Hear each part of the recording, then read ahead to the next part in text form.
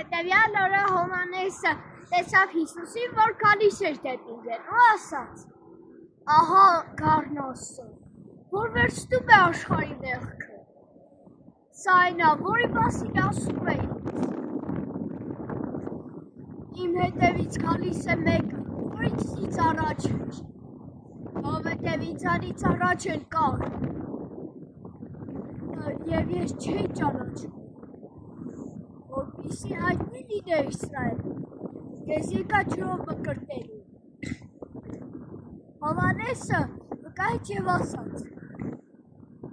տեսա հոգին, որ իջնում էր երկնքից որպես աղավնի և հարգում նրա վրա, բայց ես չէի ճանաչում։ Բայց նա ինձ ուղարկեց ջրով մկրտելու, նա ինձ ասաց.